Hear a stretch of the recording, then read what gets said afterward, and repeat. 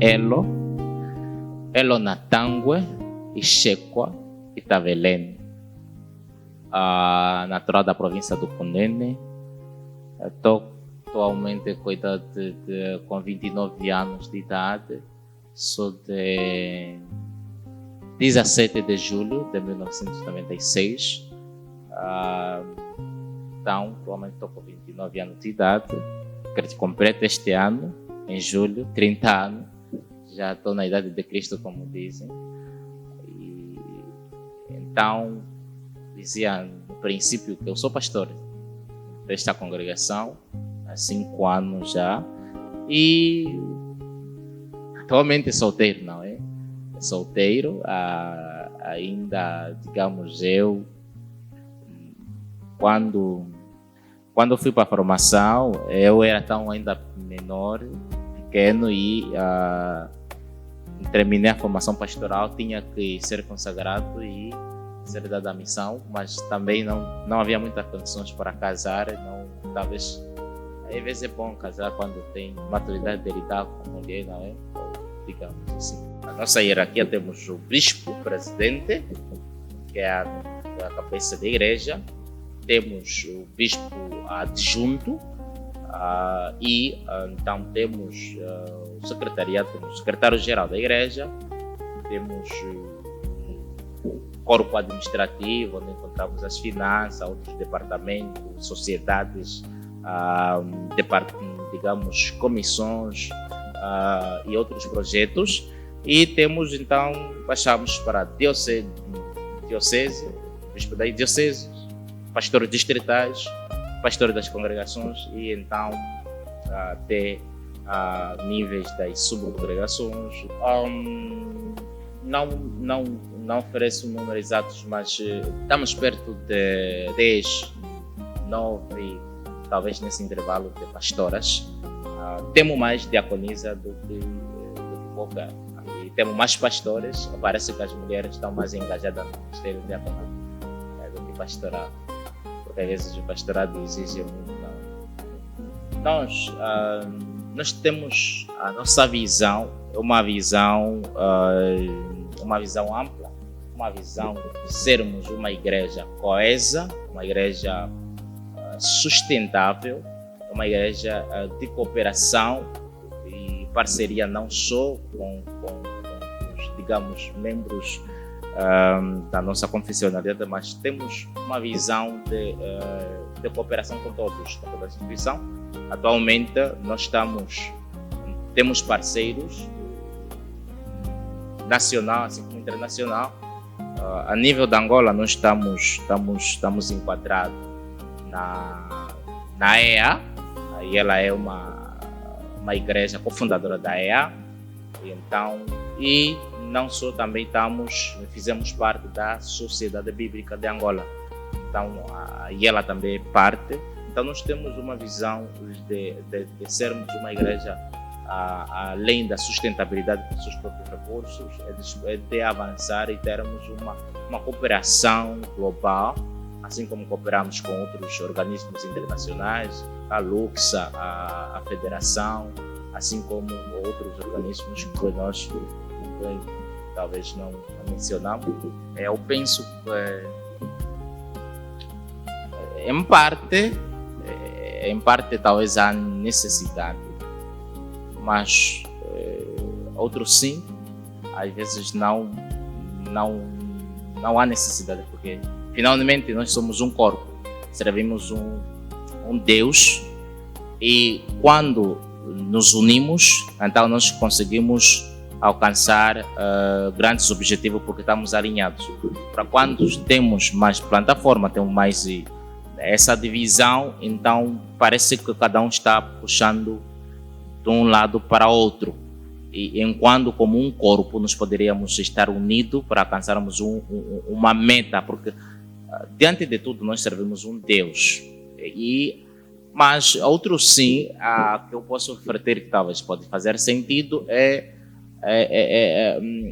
tem a ver com que parece haver mais igrejas mas também parece que há mais violência, há mais maldades, há mais injustiça social, corrupção. A cada dia nós recebemos notícias parece a necessidade de cada canto houver uma pregação do Evangelho. Mas o que talvez ficamos aqui e nos interrogamos é que há mais igrejas, mas há mais maldade. Então isso parece que não subimos. Eu penso que apesar de haver mais igrejas, alguém dizia que há mais crentes, ou digamos religiosos, mas pouca presença de Deus. Ou digamos, há mais pessoas que se revestem de serem autoridades de Deus, mas com fim diferente. Então, penso que o problema reside no facto de as pessoas não levarem a essência da palavra. Porque a palavra em si, como está em Hebreus capítulo 4, verso 12, a palavra em si de Deus transforma o ser humano. Se servos e servas de Deus estão no campo a pregar a palavra de Deus, como tal está, com o objetivo que Cristo deixa a igreja, naturalmente teríamos uma sociedade transformada. Mas nesta altura, se nós estamos a dizer que há mais igrejas, há mais denominações e há mais maldade, então alguma coisa está mal. Ou a palavra não está a ser pregada como tal, ou por detrás das denominações ou de servos e servas há interesses pessoais, digamos, porque não só olhamos também que a notícia que lhes chega também tanto dentro do seio religioso é que surge notícias de violência, notícias de morte, notícias de coisas tão espantosas. Então servos e servos estão envolvidos em coisas que assustam a sociedade. Então parece que o problema está na forma como a palavra de Deus é pregada, e nós temos que voltar para as raízes. Esse é o ponto de partida, porque a essência não importa o contexto, não importa o tempo, não importa as circunstâncias. A palavra de Deus foi escrita num contexto, numa época, num povo, numa circunstâncias diferentes, situações diferentes, mas a palavra de Deus continua a palavra de Deus.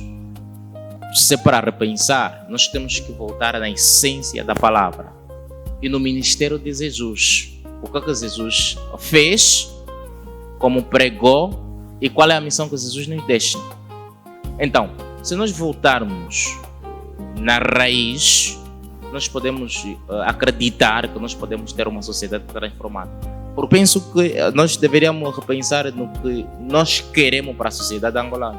E isso não só. O governo também tem que estar alinhado, tem que estar para a passo com as igrejas, porque nós, entre nós, assim no seio do mundo religioso, em si quase não nos entendemos, cada um está a puxar para o seu lado.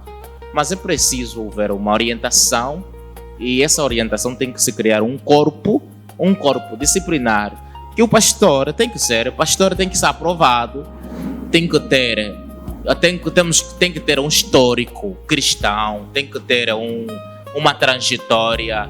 A denominação também tem que ser examinada de como é que essa denominação transmite a palavra de Deus. E penso que isso poderia ajudar a nossa sociedade, porque a sociedade está enferma e cada vez mais nós estamos a ver uma sociedade a cair no abismo.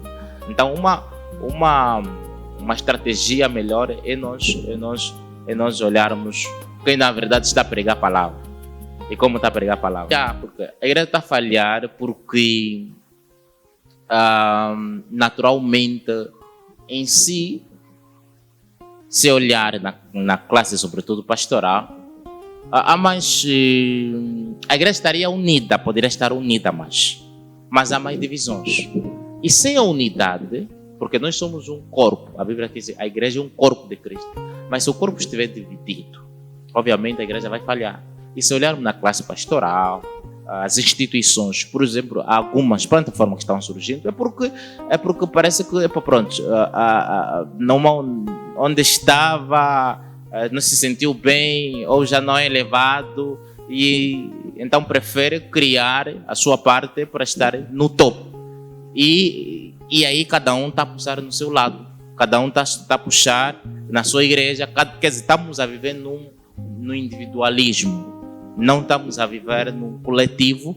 E eu posso responder como responsável da congregação, talvez não como presidente da igreja, mas do meu ponto de vista eu penso que não há necessidade.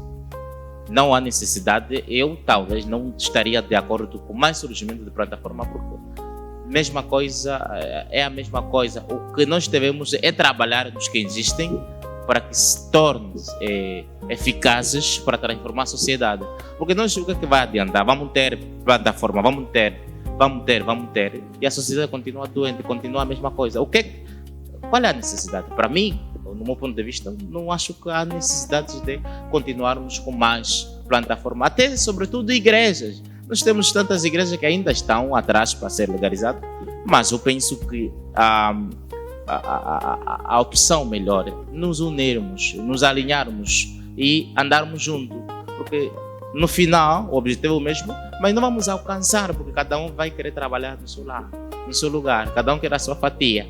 Então, para mim, penso que não tem necessidade. O que nós devemos fazer é trabalhar seriamente nas plataformas que existem para tornarmos as mesmas fortes e capazes de transformar a sociedade.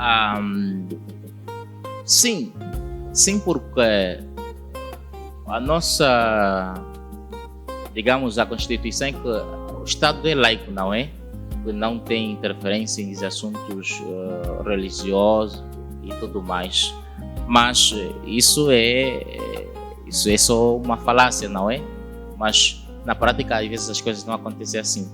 Não acontecem assim porque achamos que recentemente circulava que, por exemplo, as igrejas, segundo, digamos, o decreto do Estado, as igrejas não podiam ter ponto de pregação, digamos, nos quintais, ou nas casas, ou nos recintos, talvez assim que não seja o espaço da igreja. E olha que isso já é uma interferência, porque uma congregação que às vezes não tem condições, não tem capacidade para comprar um terreno, construir uma igreja em pouco tempo, e vem o decreto de que nos quintais ou nas casas dos membros não podem passar os cultos, então automaticamente estaríamos condicionados. Por quê? Porque não vamos conseguir, porque sempre desde o início do Evangelho, a igreja começou nas casas.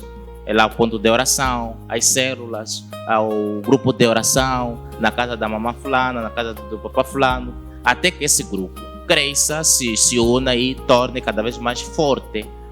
O grupo torna cada vez mais forte e aí vão surgindo as ideias até ter um ponto de pregação com grande destaque.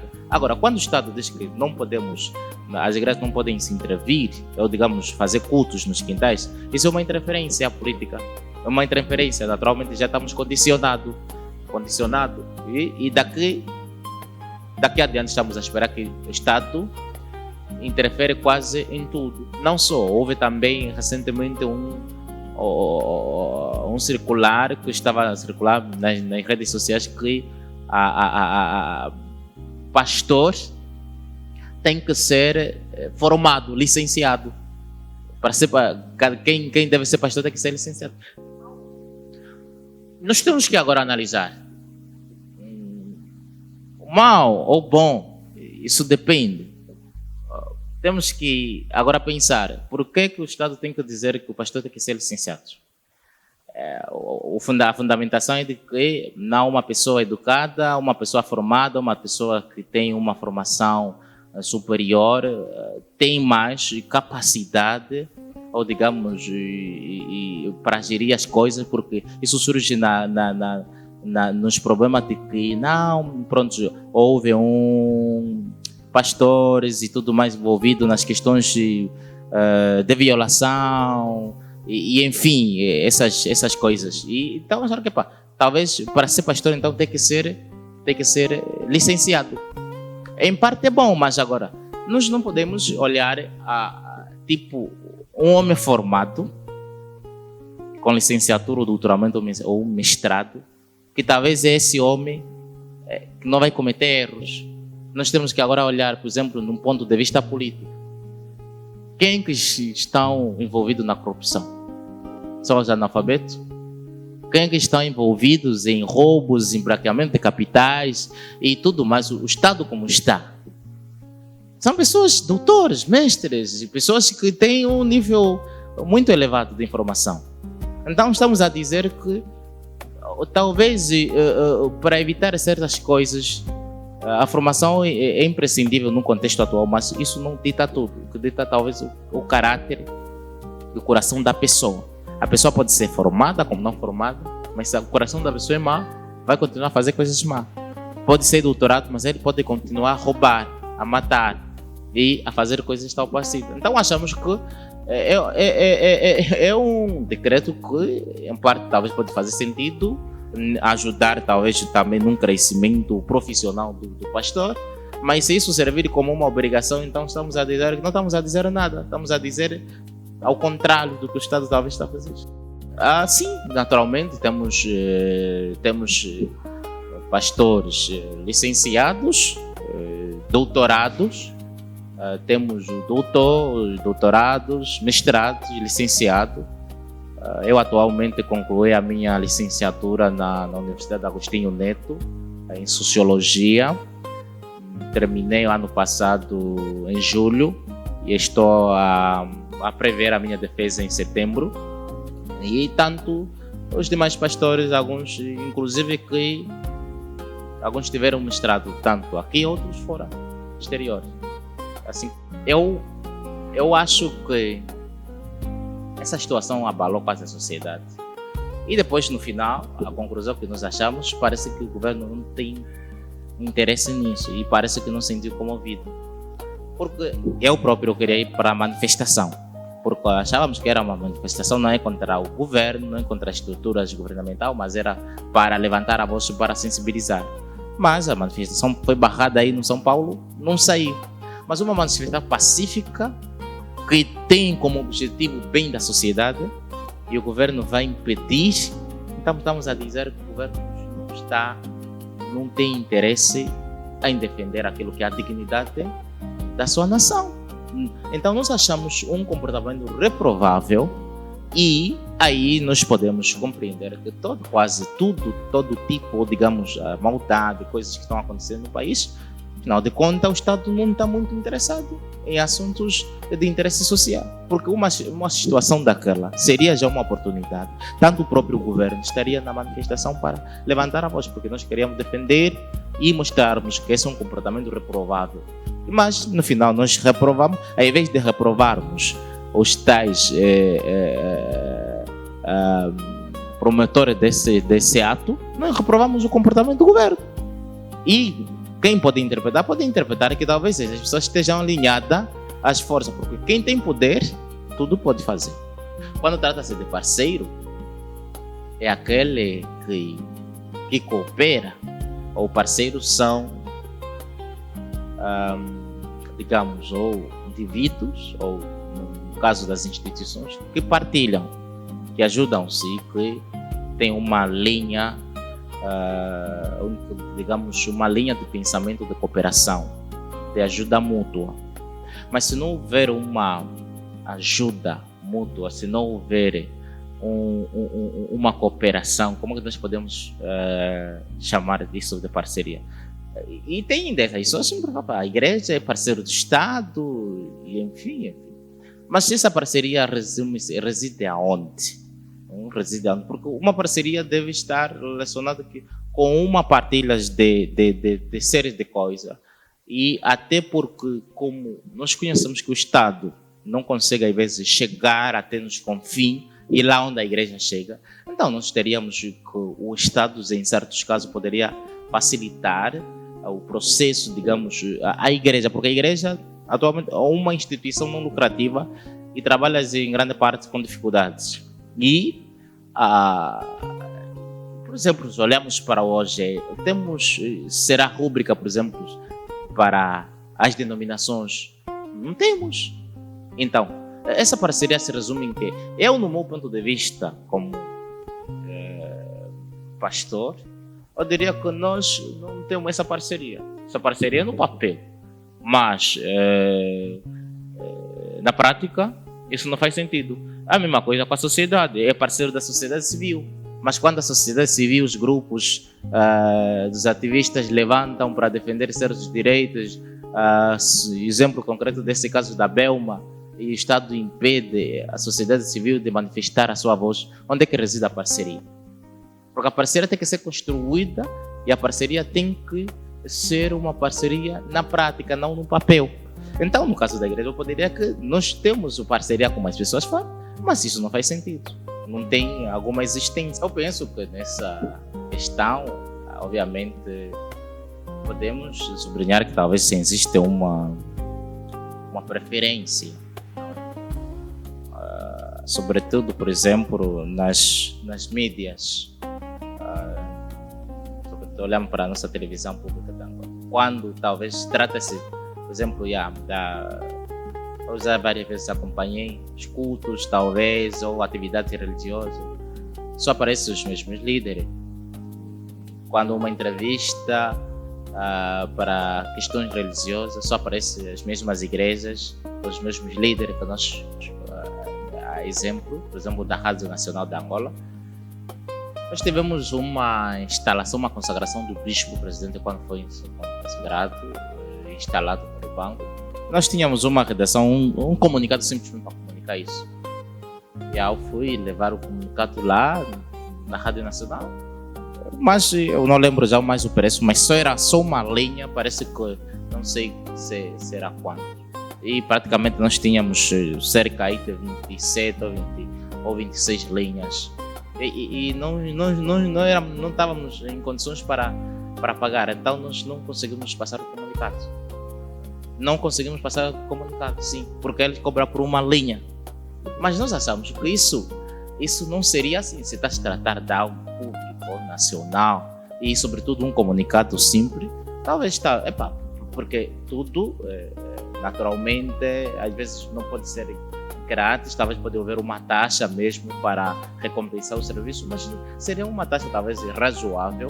Mas quando o funcionário me disse que nós cobramos por uma linha, então eu fiquei, sobretudo era pela primeira vez quando fui para lá, então achei que naturalmente nós tratamos coisas, mas na sua funcionalidade não acontece. Televisão Pública de Angola seria um canal que reporta todas as necessidades do povo angolano, em todas as esferas, não importa onde e quem, porque isso é público, como disse que os bens públicos e tudo que é público é nosso. Ainda hoje acompanhei um governante de que o que é bem público são nossos, todos nós, até os que vandalizam é para vocês, mas parece que isso não faz sentido. Atualmente nós, quando não há essas possibilidades, nós cooperamos com algumas, digamos, plataforma ou digamos mídia das igrejas. Por exemplo, a igreja, a IESA tem rádios que tem nos ajudado muito na transmissão de alguns comunicados, e assim como sobretudo o eco evangélico. Então aí nós passamos nos comunicados, não só também então quando não há condições, então nós viramos com as redes sociais, Facebook e enfim outros canais que nós passamos simplesmente comunicado, mas acreditamos que ainda há pouca aderência, há pouca visualização, porque são os nossos amigos, por exemplo, no Facebook, nossos amigos, em grande parte, e isso não vai muito longe. E então, há momentos que nós também temos que mesmo nos arriscar para pagar realmente a equipe, o serviço, se de qual TV, para poder fazer reportagem. Porque nós queremos que a imagem se expanda, por isso é que quando olharem para talvez nas entrevistas, digamos, Na reportagem, nossa igreja aparece com uma pouca visibilidade.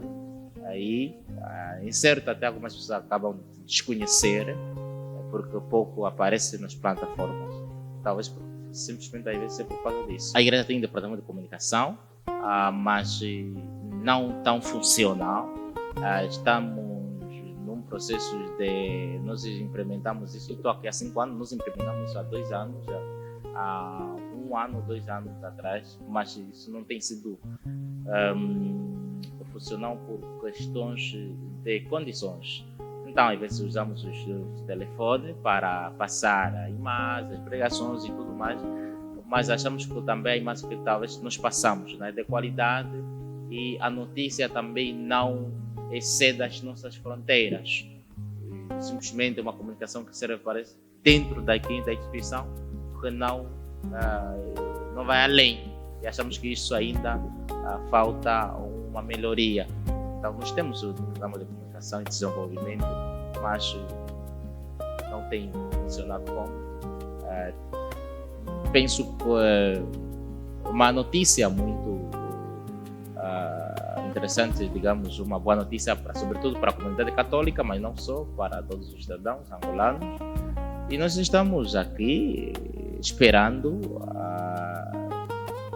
essa visita a uma entidade religiosa, uma entidade maior, digamos, e achamos que estamos esperançados de que vai ser positivo, vai ser melhor, também vai ser uma voz consoladora para os católicos, sobretudo para a nação, para o mundo, porque uma mensagem, o mundo atualmente precisa ouvir uma mensagem da paz, uma mensagem de esperança, de fé, num contexto muito conturbado pelas guerras e pelas tensões ao redor do mundo.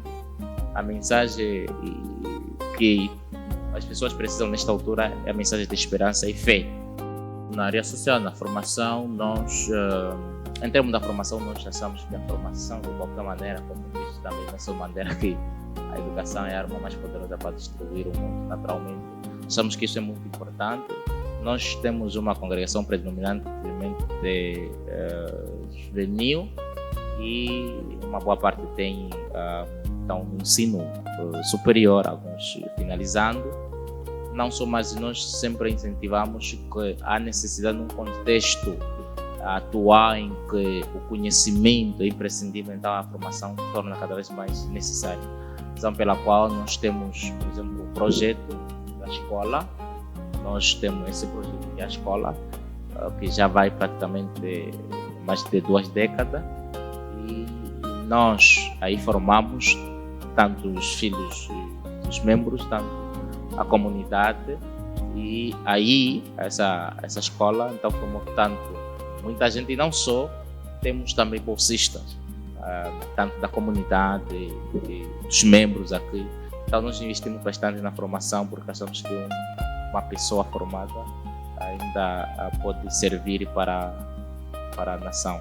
Então nos apostamos, e a nossa mensagem, sobretudo à juventude, nós estamos a viver num mundo em que cada vez mais está se transformando, e a formação é imprescindível, sobretudo na língua inglesa, questões técnicas como informática, enfim, cursos profissionais. E nossos jovens têm aderido a essa nossa mensagem. Temos muitos jovens que já estão a falar inglês na nossa congregação, e enfim, digamos que estamos em bons caminhos para acreditarmos num futuro talvez melhor, porque também olhamos como as coisas estão, a formação é necessária.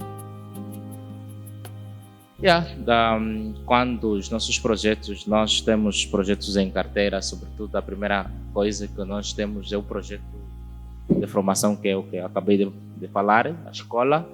Temos o projeto na nível nós trabalhamos no departamento diaconal, que tem a ver com as campanhas de doação de sangue e consultas comunitárias, que nós temos um projeto para... nós temos muitos, digamos, membros, que estão ligadas a áreas de enfermagem e a medicina, e nós temos esses projetos. Ou vamos doar sangue, ou vamos talvez implementar uma questão, ou digamos uma consulta grátis. E não só, também temos o projeto que tem a ver com as questões climáticas, que nós também trabalhamos com os nossos parceiros de fora, que é, a princípio, sensibilizar a comunidade, fazer limpeza, campanha de limpeza.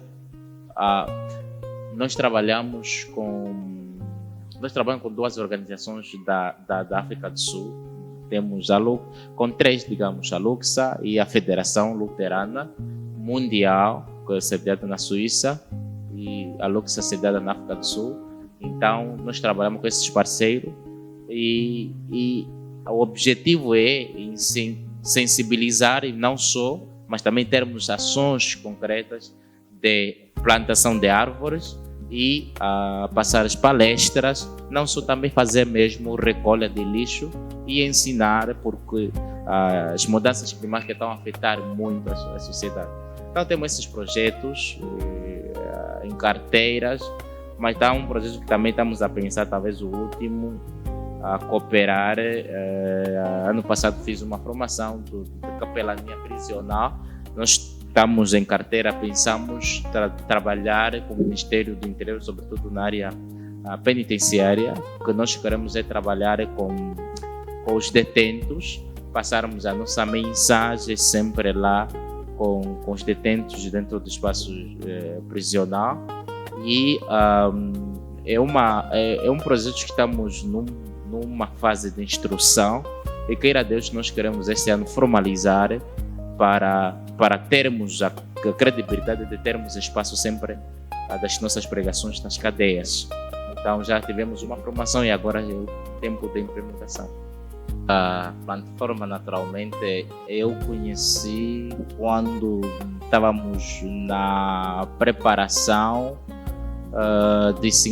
do culto ecumênico dos 50 anos de independência, isso na sede do SICA, aí no Cacenda, quando nós tivemos contato com o irmão, e foi muito interessante.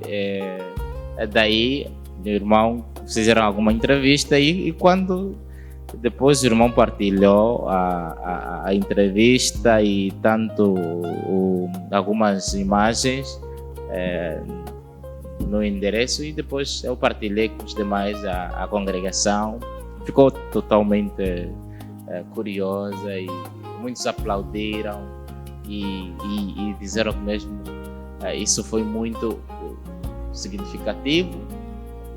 Depois através disso fui recebendo muitas mensagens,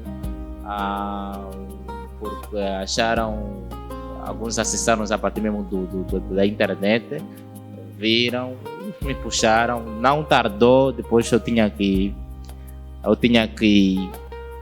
intervir no culto. Fiz a oração em Kwanyama, na nossa língua, e aí parece que foi só uma sequência daquilo que já tinha acontecido. Foi num período muito, para mim foi muito bom, significativo, porque os nossos membros, é como dizem um pastor da Namíbia, os nossos membros gostam de estar muito com seus pastores, e quando o líder está aí, o membro assiste o que o líder está a fazer, fica muito motivado. E ficaram muito motivados, eu partilhei, e para mim, ideia positiva, penso que é uma plataforma que sobretudo tem um papel preponderante, porque eu penso que são ideias positivas, porque pensaram sempre em transmitir, ou digamos, em saber sobre matérias ligadas sobretudo a questões das instituições religiosas, as igrejas, e para mim, eu digo que isso é muito importante, porque estão a dar voz até àqueles que não têm voz, e isso chega a uma altura que temos que considerar que é um meio muito importante para a sociedade, porque quando alguém que não é lembrado e fica aí sozinho e aparece quem o lembra, então essa pessoa torna importante. Então, quando nós temos uma entrevista com este meio, achamos que é mesmo ideia positiva.